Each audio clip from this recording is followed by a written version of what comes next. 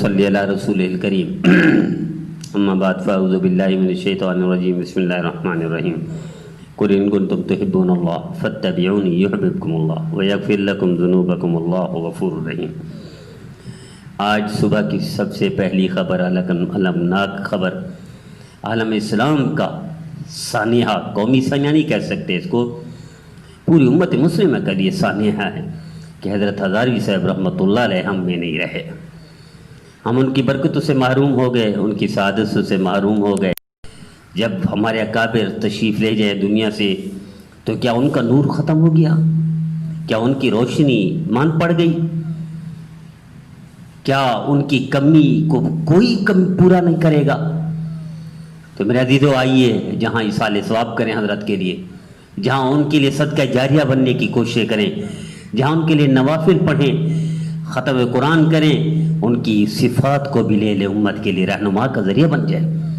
میں کہا کرتا ہوں کہ ہم حضرات اپنے اکابر کا، اسلاف کا، جیسے ہم حضرت ہزاروی صاحب رحمۃ اللہ علیہ سے محبت کرتے ہیں، اصل محبت کیا ہے کہ حضرت ہزاروی صاحب رحمۃ اللہ علیہ کی صفات کو لے لیں۔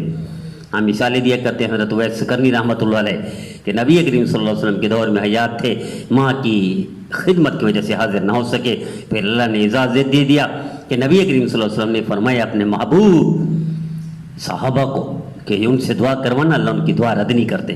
اور قیامت کے دن اللہ فرمائیں گے یہ اویس جاؤ جنت، دروازے پر جنت پہ روک دیا جائے گا، فرمایا جائے گا پیچھے جہنم کی طرف دیکھو، جس جہنمی پر نظر پڑ جائے گی اللہ اس جہنمی کو جنت پہنچا دیں گے۔ اویس کرنی کا مرتبہ کیوں ملا؟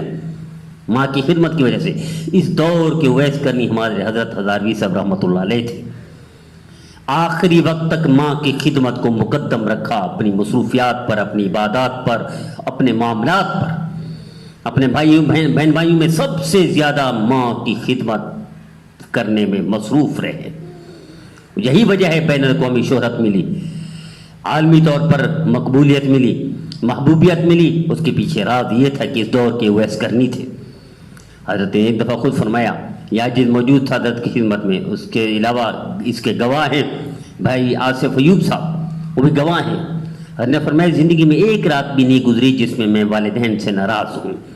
فرمایا بچپن میں حفظ پڑھتا تھا، مدرسے میں جا رہا تھا، ماں سے ناراض ہو کر جانے لگا، راستے میں خیال آیا رات گزر جائے گی اور ماں ناراض ہوگی، میں راستے سے واپس آ کے معافی مانگ لی، اور میں زندگی میں کوئی لمحہ نہیں گزرا، کوئی رات نہیں گزری جہاں والدین کی ناراض کی۔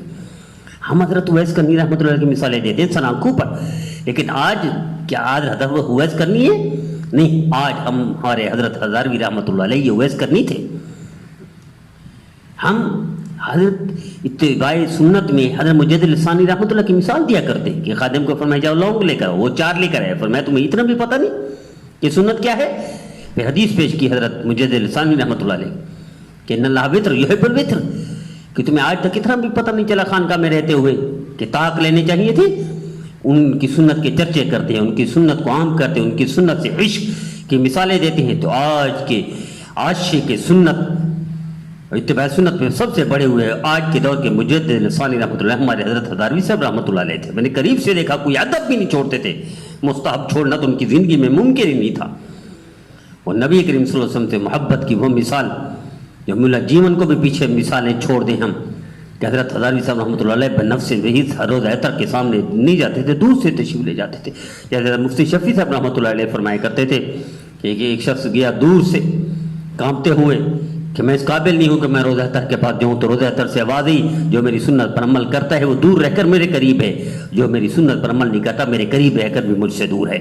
تو آج وہی جذبہ، وہی مرتبہ، وہی بلندی حضرت ہزاروی صاحب رحمۃ اللہ علیہ کو تھی، جہاں ان اللہ و ملائکۃ یصلون علی النبی یا ایھا الذین آمنوا صلوا علیہ وسلموا تسلیما، اس کا مصداق کی مثالیں دیتے ہیں حضرت شیخ الحدیث ذکر رحمۃ اللہ علیہ۔ تو آج کے حضرت شیخ الحدیث ذکر رحمۃ اللہ ہمارے حضرت ہزاروی صاحب تھے، لاکھوں درود پر لگا دیا لوگوں کو، لاکھوں درود چھپوا کر بانٹ دیے۔ جہاں ہم اتباع سنت کی مثالیں دیتے ہیں حضرت شیخ الہند رحمۃ اللہ علیہ کے، اور اسی طرح حضرت نانوتوی رحمۃ اللہ علیہ کے، کہ فرمایا 3 دن جو غار کے تھے، چوتھی رات میرے نہیں ہو سکتی، واپس آ گئے۔ مثالیں دیتے ہیں، وہی مرتبہ اس دور میں یہ مقام ہمارے حضرت ہزاروی صاحب رحمۃ اللہ علیہ کو تھا، میں نے قریب سے دیکھا۔ سننا چھوڑنا دور کی بات ہے، مستحب کو بھی ہاتھ سے نہیں جانے دیتے تھے، مستحب بھی دور کی بات ہے، بڑی بات ہے ادب کو بھی نہیں چھوڑتے تھے حضرت ہزاروی صاحب رحمۃ اللہ علیہ۔ آپ دیکھیں روضہ اطہر کو دیکھیں، مسجد نبی میں جائیں اور حضرت ہزاروی صاحب رحمۃ اللہ علیہ کے مدرسے اور ان کو وہ دیکھیں، کلر بھی اسی طرح کا، ڈیزائن بھی اسی طرح کا، نمونہ بھی اسی طرح کا، یہ ان کی اتباع سنت اور محبت اور عشق رسول کی واضح نشانی ہے۔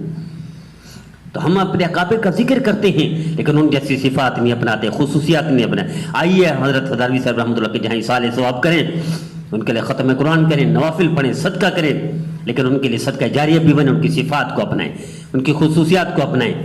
کیا امت کو ایسے چھوڑ دینا ہے، رہنمائی نہیں کرنی؟ تو آئیے میرے عزیزوں، میں التجا کرتا ہوں، میں درخواست کرتا ہوں، جہاں عشق الہی کی مثال دیتے ہیں حضرت شبلی رحمۃ اللہ علیہ کی، کہ شیرینی رکھتے تھے، جس نے اللہ کا نام لیا اس کے منہ میں ڈال دیتے، تو نے میرے معشوق کا نام لے لیا، یہ زبان یہ منہ اس قابل ہے کہ شیرینی کھلا دوں۔ اس دور کے وہ شبلی ہمارے حضرت ہزاروی صاحب رحمۃ اللہ علیہ۔ تو یہ صفات اپنانے کی ضرورت ہے۔ اللہ نے جن وجہ سے ان کو مرتبہ دیا، بلندی دی، مقام دیا، محبوبیت دی، مقبولیت دی، بین الاقوامی نام عطا فرمایا اور پوری دنیا کے محبوب الخلائق بن گئے، مرجع الخلائق بن گئے، وہی خصوصیات ہم لے لیں۔ ہم ان کے خادم، ان کے نوکر، ان کے غلام کو صرف تذکرہ کرنے سے جان نہیں چھوٹے گی، صرف ان کو ذکر کرنے سے ادھر ادھر نہ ہو جائیں۔ آئیے ان کی صفات کو اپنائیں، خصوصیات کو اپنائیں، تاکہ ان کے لیے صدقہ جاریہ بنے۔ جہاں ایک طرف ان کی حقیقی اولاد ہے، وہاں ان کی روحانی اولاد ہے۔ دونوں اولادوں کے لیے ضروری ہے کہ حضرت کی صفات کو پورے عالم سے متصف کر دیں اور مزین کر دیں اور معطر کر دیں ان کی خوشبو سے۔ آئیے ہم طے کر دیں جو ان کی صفات، خصوصیات، عادات تھی، وہیں اپنے اندر لے کر ان کے لیے صدقہ جاریہ بن جائے۔ اللہ ہمیں واقعی حقیقی اصالہ ثواب کرنے کی اور ان کی صفات آگے پہنچانے کی توفیق عطا فرمائے۔